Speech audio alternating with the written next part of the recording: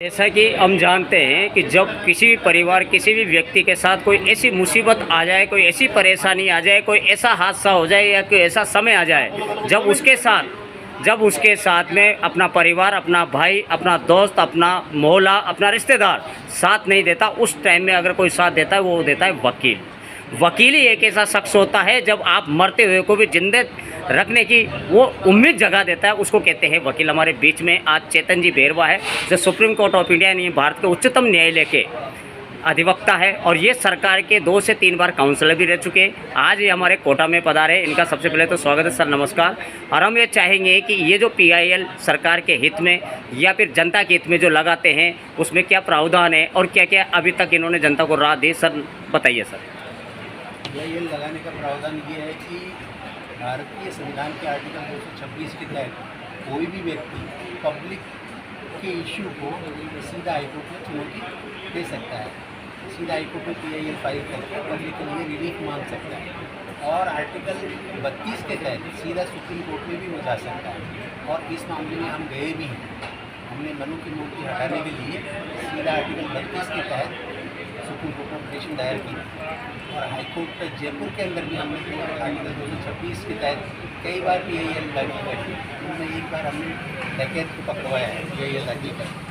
डकैत ने जो है शेड्यूल कास्ट के गाँव पर हमला कर दिया था, उसकी जानकारी हमारे को राजस्थान पत्रिका अखबार की खबर से पड़ी और हमने उस खबर को आधार बना करके 2 NGOs को जो पिटिशनर बना करके हमने राजस्थान हाईकोर्ट जयपुर में उसकी PIL डाली और उस डकैत को पकड़वा दी। सर अखबारों के माध्यम और चैनलों के माध्यम से हम हाई कोर्ट और सुप्रीम कोर्ट की कई PIL पढ़ते भी हैं और जजमेंट भी आते हैं। मेरा ये निवेदन, आप SC से बिलोंग करते हो। आज राजस्थान में देखा जाए तो SC समाज सबसे कमज़ोर है।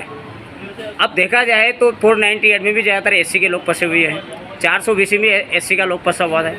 अब SC के व्यक्ति को अगर कहीं भी किसी उसके बच्चे को अगर सरकारी नौकरी मिलती है या कोई सरकारी नौकरी की उम्मीद होती है, उस टाइम में अगर उसको पैसे की आवश्यकता है तो व्यक्ति के पास, जो गरीब होता है, जो निःशक्त होता है, उसके पास एक ही चीज़ होती है, या तो वो अपने मकान को गिरवी रखता है या अपनी ज़मीन जायदाद को बेचता है। लेकिन राजस्थान में एक सिस्टम है, या फिर पूरे देश में ही ले लें अपन, SC का व्यक्ति अगर अपनी भूमि, कृषि भूमि को अगर बेचने जाएगा तो उसकी मात्र 1 लाख रुपये बीघा में ज़मीन बिकेगी, लेकिन उसी जगह अगर जनरल की ज़मीन बिकेगी तो 5 लाख रुपये बीघे में बिकती है। तो ऐसा क्यों नहीं ऐसी PIL लगे कि SC के व्यक्ति को भी अपनी आवश्यकता की पूर्ति के लिए अगर वो ज़मीन बेचना चाहे तो उसकी भी रेट वो लगे जो मार्केट रेट है, जो अन्य लोगों की लगे। इस पर भी तो कोई न कोई ऐसी टिप्पणी होनी आवश्यक है सर। सरकार ने इस बारे में जो कानून बना रखा है वो ठीक नहीं है और इस कानून को ठीक करने के लिए पब्लिक को प्रेशर बनाना चाहिए अपने जनप्रतिनिधियों के ऊपर, ताकि वो सरकार से कह करके उस कानून में परिवर्तन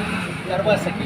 और फिर भी अगर नहीं होता है तो ऐसे लोग हमारे पे संपर्क कर सकते हैं। हम उनकी तरफ से हाईकोर्ट पिटीशन लगाने के लिए तैयार हैं, हम सुप्रीम कोर्ट में पिटीशन लगाने के लिए। आगे क्या आप जो समाज के लिए, जो बाबा साहब अम्बेडकर के लिए भी आप आगे कोई काम कर रहे हैं, तो यहाँ के लोगों को, यहाँ की जनता को, यहाँ के अधिवक्ताओं को क्या संदेश देना चाहते हैं कि वकील जो होता है वो बहुत अहम दिल का होता है, वो हर व्यक्ति के साथ होता है, लेकिन कई बार ऐसे होता है कि निर्दोष है वो न्याय की उम्मीद छोड़ देता है। इसको लेकर क्या करें? वाकई जो एक ऐसी कड़ी है सरकार और पब्लिक के बीच में, परेशान करने वालों और पब्लिक के बीच में वकील एक ऐसी कड़ी है जो बिल्कुल सीना तान के खड़ी रहती है पब्लिक के अधिकारों के लिए, और उसको निडर होकर काम करना चाहिए क्योंकि वो संख्या में कम नहीं है, दिमाग में कम नहीं है किसी से। और इसके अलावा हम ये कहना चाहेंगे कि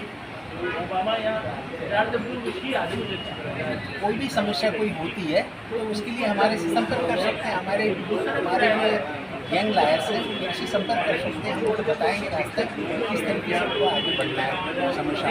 अभी पूरे देश में एक माहौल चल रहा है, एक तो संविधान को लेकर जिसमें बदलाव की चर्चाएं हो रही है, दूसरा वक्त बिल को लेकर। इन दोनों के लिए क्या कहना चाहोगे सर? निश्चित रूप से इस देश के अंदर 2 व्यवस्थाएं हैं, एक मनुवादी व्यवस्था है, एक अम्बेडकरवादी व्यवस्था है। मनुवादी व्यवस्था ये चाहती है कि अम्बेडकरवादी व्यवस्था खत्म हो और अम्बेडकरवादी व्यवस्था ये चाहती है कि मनुवादी व्यवस्था खत्म हो।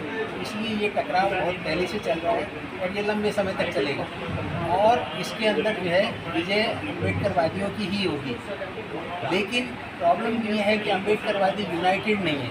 उनको यूनाइटेड होने की ज़रूरत है। ये जागरूक है लेकिन यूनाइटेड नहीं है, जातियों में बटे हुए हैं। वर्ण व्यवस्था इतनी इस कदर हावी हो चुकी है समाज के अंदर, एससी एसटी के अंदर भी, कि वो कलाम से यूनाइटेड होने में दिक्कत पैदा करती है। हमको ये सारे मतभेद मिला करके ये एकजुट होना है। जैसे ही एकजुट हो जाएंगे एकदम से धड़ाम से गिरेगा। लेकिन कुछ राजनीतिज्ञों का ये कहना है कि अगर संविधान में पहले भी 71 बार बदलाव हो चुका है और संविधान में बदलाव करने का मतलब राष्ट्रीय सुरक्षा को हानि नहीं पहुंचेगी, यानी राष्ट्रीय सुरक्षा मजबूत होगी, इसको लेकर क्या कहेंगे?